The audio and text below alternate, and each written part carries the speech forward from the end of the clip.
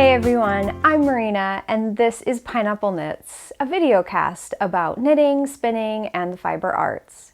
You can connect with me on social media at Pineapple Yarn or on my website at pineappleyarn.com. Thank you so much for joining me again this week. If this is your first time joining me, welcome. I hope you love what you see. And if you'd like to keep up with me, click the like button, the subscribe button so you don't miss an episode. I'm coming to you today from coastal South Carolina. We're actually perhaps getting a hurricane here in a few days. We'll see how things go, but I'll talk about that a little later. So I have been so busy this week weaving. That has been my primary craft I've been focusing on. I mean, how could you not with a brand new loom? I mean, it's just inevitable. So I have some of those projects to share with you. I have the small knitting content that I have done this week. So let's get started. Before we get started though, I do want to mention that I am wearing my Kubecha shawl. I made this a couple of years ago, I think, and the pattern is Cubecha by Casapinka. It is the most fun pattern to knit. I knit this out of pineapple yarn. It is the British BFL base, and if you have not knit anything with BFL, you really need to. It is just such a beautiful, beautiful fiber. This is the colorway Purple Passionflower, and as you can tell, it is so many different colors. I'm actually going to give you a close-up. So you can see this is a primarily garter stitch shawl, and it has these really fun little cubes. Mine are seriously lacking in the shape factor. But it was still really fun, and this yarn is so fun too because of all the speckles and the different colors. I made this with one skein of yarn, one skein of fingering weight yarn. So it's really great if you have kind of a crazy speckled yarn in your stash, you don't really know what to do with. I always keep an eye out for those really fun patterns that uses one skein of super fun, crazy speckled yarn, because that's what I like to dye and that's what I like to knit with. So I found this pattern and I'm just in love with it. I really recommend it if you do have a one skein in your stash that you are not sure what to do with. I'm going to give you a quick update of my Dahlia solo sweater. This is an adorable baby sweater I'm knitting. And here I am on the project. I can get all my yarns fixed here. So as you can tell, I am almost finished with the body. What I need to do is I need to basically just put the hem on the bottom and I'll be totally done with the body, then the sleeves and the button band, and I'm good to go. But I don't know what is taking me so long. Probably getting a loom. That's what's taking me so long to knit this sweater. But I want to give you a close-up of this really cute motif. How beautiful are those? I think that's so sweet. And I'm knitting the second smallest, I guess. So sweet.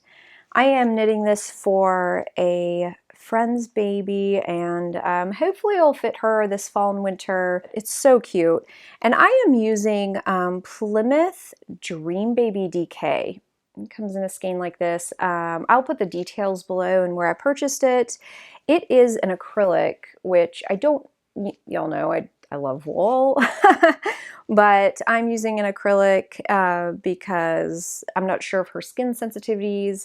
She was in the NICU for quite a while, so I want to make sure that I'm just being, sensitive with her needs. And so far, so good with this yarn. No complaints. It has been quite a while since I knit with acrylic. And the price point on this yarn is very low. Hopefully I will be able to make it with this. I may need to buy another skein, but even with that, this sweater I will have knit for under $20, which is amazing. So hopefully I can be disciplined enough to finish this sweater soon because it is a really lovely pattern, and I'm really enjoying knitting with it. It's, or knitting it. It's just that I have so many other crafts. They're calling my name. So on that note, let me show you what I've been working on with weaving. One thing I wanted to do with the loom is play with the different sizes of warp threads and weft threads. So my first project, which is this scarf, which I showed last week, I still haven't done anything with it, but it used a DK weight yarn for both the warp and the weft. So it's a balanced weave. It highlights both directions of yarn, the warp and the weft, very well. So both, all the yarns, you can see all of them, and none of them are hidden, I guess. And so I played with doing a fingering weight warp and doing a DK weight weft. And I had a leftover cake, and I think I used every bit of it. I believe it was Hedgehog Fiber's birthday cake, and so it was a light blue. I'll just show you on this, on some of these little fringes. This was a light blue and fingering weight yarn. I think it was birthday cake from Hedgehog Fibers, and I had made those socks years and years ago and had quite a bit of a cake left over, and so I just warped up the loom, and then I have lots of leftover DK weight yarns from sweaters and from different projects, so like sized like this, or even like this is a good sized, I have a lot of even like good sized cakes like this. That's a lot of yarn. And so I told my children, why don't you all pick out a yarn or a couple of yarns and I'll make placemats. Anyway, that was kind of, it was kind of interesting. I'll show you why. Because, like, here's one of them. First of all, my loom, I have a Kromsky Presto loom, which is 10-inch loom. It is too small for placemats unless I sew them together. So this size loom is really good for sampling. It's good for scarves, coasters, and of course you can sew things together, but it's, you know, table runners, you could do that. It's just not so great for placemats, but that's okay because everyone got to weave and everyone was happy. So these are some of my yarns actually from, I think it was a sweater I knit last year maybe. But I'm going to show you a close-up so you can see how the warp and the weft kind of played with each other. So I'm giving you a really good close-up. This is, this colorway is the Land of Sweets. And this one's my Ely, and this one's Fortunately Pink. And so those are the weft threads. Those are the ones that I had wound on my shuttle and I was actually weaving with. And as you can tell, you just really cannot see the weft at all, or the warp at all. If you look really closely, you can see those light blue threads running, but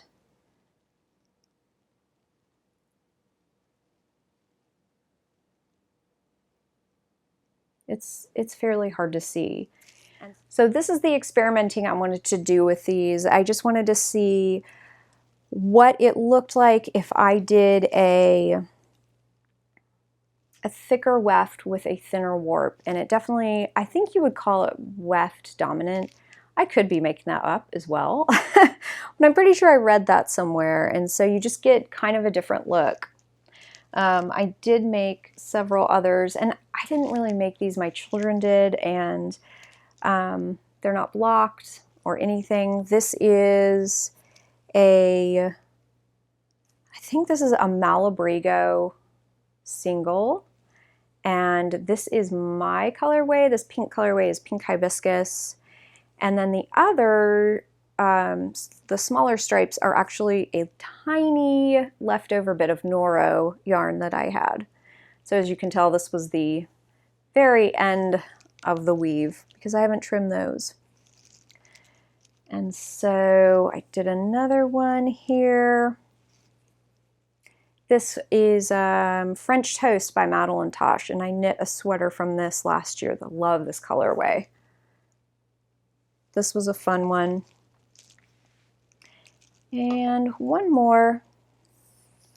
This color is Fortunately Pink from Pineapple Yarn. It's a really, really pretty colorway. And so I learned a couple of lessons in these projects. First of all, I made a huge mistake doing this. I didn't really measure anything. It just was supposed to be fun and kind of start weaving. The kids did a lot of weaving on these, which was fun. And I will finish these and they will use them for placemats, even though they're not wide enough. But the big mistake that I made with these is I guess it was a learning moment, if you will, learning project. I learned the importance of tensioning the warp really well and correctly, and just taking the time to warp it really well. I should clarify that, making sure that the tension on the warp is correct. So what I did is I was using just some leftover paper when I was winding the warp. And I don't have any warping sticks, which I definitely am going to get now. But my pieces of paper were too narrow for my project. I had used them for my scarf, but not for any full width projects. And so what I had was, I think a book, I read it in a book later on. It was a cigar shaped warp, wound up warp or something. So basically the sides, the selvages, were not being separated by the paper, and so they were being wound on a lot more tightly than the rest. And so when I knew there was a problem, but I just kept weaving because it wasn't, I just kind of wanted to get through the project and let everyone try out the loom and kind of get it out of their system. But when I took this project off, it was all bunched up on the selvages, and so consequently some of these placemats, if you will, just don't have, like this one, I don't know if you can even see, but it really doesn't have a lot on the ends here because there just wasn't enough warp thread. And so what I'm going to have to do with them is probably just machine finish them, which is fine. There's no problem with that. Some of them can have fringe. Now some of them do have, let's see, like this one I did knot the ends for fringe, and so it's fine. It was one of the middle pieces, and so it has plenty of warp threads, and I knotted it, and it's pretty good. It just needs to be kind of blocked, and the ends need to be tucked in. So that's a good one, but a couple of the others, yeah, they're a little rough. So lesson learned, and my next project, I was very, very careful about the warp tension, and I found some wider, thicker paper that I rolled the warp threads on, and so it was all good. It was much, much better. And so I do have another finished project that I want to show you. If you are a spinner, you will probably understand this. I have such a stash of handspun that I just don't really use very much. And so I have been, thinking about how can I use these skeins and whatnot. I had thought, why not weave some up? Why not, right? And so I had an idea, and it actually worked out really well. I used one of my oldest skeins of handspun, one of my very, very first skeins, and I'm going to show you a close-up of this ball. This is what I have left. So as you can see, it's very thick and thin. It's a 2-ply. I'm pretty sure I made rollags and spun from those. This is where I cut off. I mean, you can definitely see how thick and thin this is. It was very, very uneven. So this is, I really didn't know what I was going to do with this yarn. And so I decided to do the same style of of project that I did with the placemats. And I warped my loom. I actually have a cake of it right here. And this is, I believe this is Honeycomb from Pineapple Yarn. It's a really pretty, rich, warm, golden yellow. Love this color. And so I had this left over from a project. I used to put, this is kind of an aside, but I used to use this color all the time for my heels, toes, and cuffs in socks. And this is such a pretty color with neons and with really bright colors. I don't know why. I just love the way this looks with neons. So anyway, that's an aside. Love that color. I'll probably be bringing this back for the fall. Anyway, that's what I warped the loom up on, and I did some quick calculations and kind of figured out how much I had for my weft, but this is what I ended up with. I'm not gonna lie, I'm pretty proud of this. I can't tell you how much I love this texture. So because the yarn is thick and thin,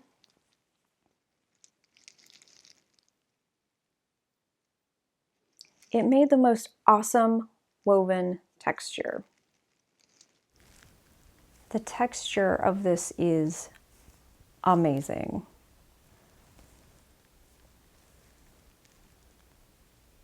Even though the yarn itself isn't exactly what I wanted to spin, it made this project absolutely come alive with texture and the color. I don't think I spun it with any rhyme or reason. I have no idea. Isn't this so fun though? I mean, I'm just thrilled that I can make some really fun things happen with all of the stash of handspun that maybe I'm not super proud of. Because I think this is just so pretty. Now, what I am going to do with this, I actually just, I haven't blocked it or anything. I still have a couple of strings on the back, threads on the back. But what I plan on doing with this is I'm going to block it and just put it on a side table. As you can imagine, people aren't super delicate in my house with cups and things. As much as I try, they're not. So it's always nice just to have, you know, people don't use coasters or whatnot. You can just put a cup on here or what have you. So anyway, I thought this turned out so pretty and I was just so proud of it. And really, I just absolutely love the texture in this. So yeah, I think this would be also so beautiful in a neutral color because you have so much gorgeous texture going on that it would really make your project come alive. So I am definitely going to do another project like this in the future with a hand spun yarn and maybe like a bulky weight and even intentionally spin it irregularly. But I'd love to try this in a neutral. I think this would be so pretty. So yay, this was so, so fun. And I cannot believe, as an aside, I can't believe how fast weaving is. And maybe just because I have a small loom, but it is so much faster than knitting. It's really unbelievable. So that was a good project to finish up. I just moved the camera a little bit further down because I brought my loom in here and I wanted to show you the project that I'm currently working on. So if you can see this gorgeous warp, I wanted to do a warp dominant weave, so kind of the opposite of what I did with the last weave. This is a gorgeous skein of Noro, and it is probably about a DK weight, and I didn't really know what to do with it. Again, just another random skein in my stash that I'd picked up somewhere. And so I warped the loom with this Noro. It's the first time I did super strict calculations, but I did some serious calculations on this and I had just enough warp for the project. So, so that was really good. But let me see if I can find it here. I wanted to show you what yarn I'm using for this project, and I had a cake of it. And of course now I don't know where it went, but I'll just show you this. This is called Crushing It. It is a colorway in my shop right now. It's a gorgeous like aqua green, and it has fuchsia, I guess like fuchsia speckles, and it's just really speckly. It's really pretty yarn. See if I can get a little closer. So that is just a really gorgeous yarn called Crushing It. And it's in my shop currently. So I grabbed a skein of it and I started this amazing new weaving project where you can see the warp is dominant. You can really see it through the weaving, and this is a really great contrast against the darker colors, so that's really fun. But it is turning out so beautifully. I'm loving this. This is going to be very long as well. I made this for a large table, so we'll see. I don't really know how it will turn out, but so far so good. It's been a really, really fun project. And this Noro is a single ply, so I wasn't really sure if it would hold up to the stresses of a warp, but so far it has, so that's really good. So yeah, so I am going to be working on this for probably a couple more days. It's really flying though, so I might get done soon. I might be able to show you on the next podcast. But yeah, it's been really, really fun. I am loving this little loom because it is small. The projects are really fast because it's small, but I am definitely going to save up and purchase a larger loom. Probably just a rigid heddle loom, which is fine. It's exactly what I need for projects, but I wanted to do some pillows or just larger home items. This is such a wonderful size though. This is so portable and it's great for the kids, so I'm really happy I bought it. And one more thing that I really like, and I don't even know if I can show this, if it'll even show up. I'm just going to tip this up a little bit and see if it does. Right here is where the warp is rolled up, and there's one on the back and the front, and both of these are metal.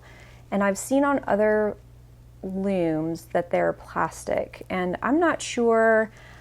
I am new to this whole world, so I'm not really sure. Obviously, a lot of people have purchased the looms that have the cogs and the pawl that are plastic, but I just love that this is metal.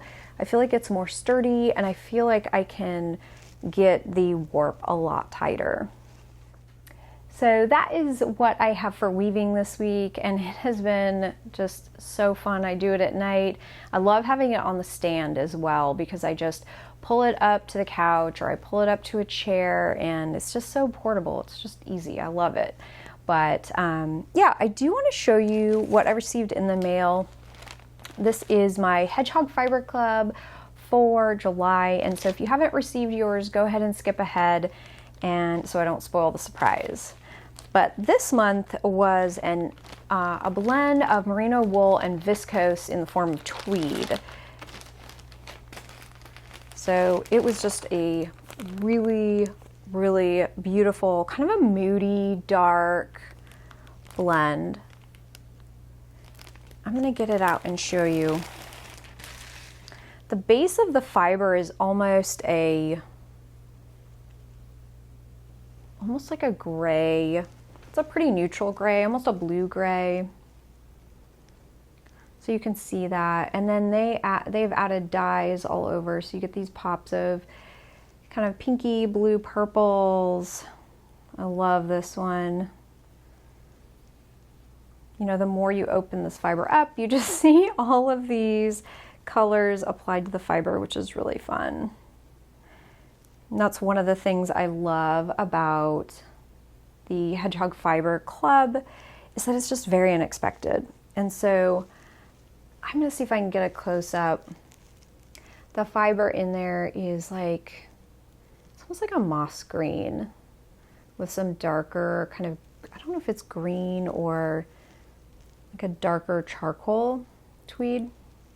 Very interesting. I love it. I can't wait to spin it. It's very soft, obviously, with the merino, but yeah, that was really exciting to get this week. And I've been thinking how fun it would be to take all of my Hedgehog Fiber Club installments, because I think I have quite a few that are unspun.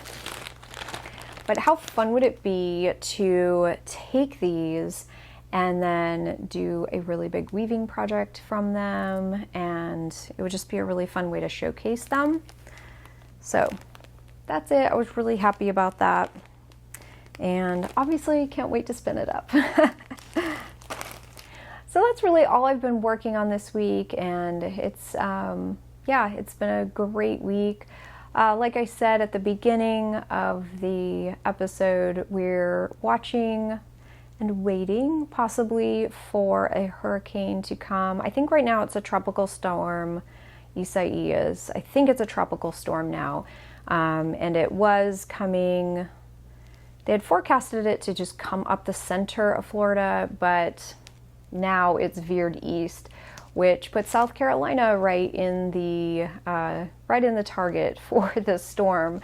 It doesn't really matter if it's a tropical storm or a hurricane, because the water, it's just doesn't matter. I mean, obviously wind is a big deal, but the rain is really, it can be really devastating. So we're just on watch for that. Yeah, the chickens are still laying eggs. As I mentioned last week, all of our chickens, well, I think a couple of them started laying eggs. We have been receiving, since last week, we've been receiving 1 or 2 a day. So I think that just a couple are laying right now, and I'm sure all the others will catch up. We have 13 chickens, so I do expect more than 2 eggs a day. But it's been so fun for all the kids, and it's just been really exciting. And so yeah, that's been really fun. Our garden has kind of wilted under the heat of the summer, and it's really interesting though. Probably in the past week I've noticed that everything was very stagnant for a couple of weeks. I think just because the heat got really, really intense, and the heat is still very intense, but everything's kind of had a resurgence. So a lot of plants that I thought were pretty much done have really bounced back. And I took a walk through the garden today and was so surprised to see, just a lot more peppers are starting to bloom, and even the tomatoes are starting to bounce back. It was just really, really interesting. So I think we might be we have several more months of heat. So I'm not really saying that it's going to get cool here anytime soon, but I do think we're on kind of the downslope of summer, and maybe the plants are signaling that. I don't know. I'm not an expert. I just planted seeds this year and decided to see what would happen. So yeah, but we've been eating a ton of delicious vegetables from the garden. Especially the cucumbers have done awesome. The peppers and the eggplant, just those hot, really heat-loving plants have done well. The one thing that I'm a little disappointed about are the tomatoes, because birds keep getting to them, so that's a little frustrating. So we'll need to find a fix for that for the future, but I'm sure we can figure something out. In shop news, I wanted to let you know that I will be having an update this Friday, July 31st at 8 p.m. Eastern Time at pineappleyarn.com. I will be posting a shop update preview video after this, so you are more than welcome to come and peruse all of the fun yarn and fibers and candles that I will have in stock this week. I do want to point out one thing with the shop. I removed the advent calendar for 2020. It is a pre-order, I hope to put it up in a couple of months, maybe for like another pre-order round. The reason that I removed it is because myself and a lot of small and medium-sized indie dyers are finding it increasingly difficult to source bare yarn. And the reason being is just from all the shutdowns that happened earlier in the year. Our suppliers' inventory is wiped out, and so they're kind of at the mercy of the mills to supply bare yarn to them. And so many, I would say most of the indie dyers, especially in the US, have been affected. So all that to say, if you have ordered a vitamin C advent calendar for this year, I have been purchasing the yarn as the pre-orders come in. So you don't need to worry, your yarn is all set, but I can't source mini skeins anymore. They're completely gone. If I find another supplier or that changes, if inventory catches up, I will happily put it back in the shop so you can purchase it. I will announce when I put it back in the shop. Hopefully inventory will catch up before November when I send them all out. But just a heads up that is out of the shop right now, and I'm sorry I didn't give you any advance warning, but I feel like it's more responsible for me to just take it out of the shop if I can't source the yarn. There's no guarantees that I will be able to purchase any of the yarn before they need to be sent out. So yeah, that was kind of sad. I felt I wasn't real happy about that. I'll say that because it's just such a fun package to put together, and it's really frustrating as a small business when you're at the mercy of everything and you can't find your supplies. So luckily I do carry an inventory of just yarn in general and fiber. I do carry an inventory. It has been very tricky to find yarn, but I'm doing okay right now with my inventory. Not to say that I won't run out of yarn in the future. So I'm going to stop my rant right there. But I do want to mention, if you see something from me or another indie dyer that you love, please don't wait to purchase it, because I'm not really sure when I or another dyer will have it in stock. And I'm being really honest with you. This has been really stressful for people who are doing well. So many indie dyers are just kind of solo dyers, or they work with a partner. You know, it's very, very small, and we have been able to work all through this because we don't have employees, or it's just like, for me, it's just one person running this. And so I have been more than happy to dye yarn and to get it to you. And yeah, I've been very fortunate to be able to work through all this, but now the delays of inventory they're just catching up with everybody. And so that is what is affecting pineapple yarn. It is affecting, I would say, most yarn dyers here, especially here in the US. So I'm looking at some different suppliers right now. I'm looking at some more local, basically sheep wool that has been raised in the US and milled in the US. And I've found a couple different sources. I won't get into all this right now though, but I may have some made in the USA yarn coming to my shop very soon. We'll see. I still have samples to kind of work through and test and knit and all that. So that's what's going on in my part of the world. I hope you are doing so well wherever you are. And if you liked the podcast, I would love if you would hit subscribe and the like button. It really helps push the podcast out to everybody who's like-minded and loves to craft and just likes a good podcast. So thanks so much for joining me. I hope you join me next week. And until then, I hope you have an awesome day. Bye.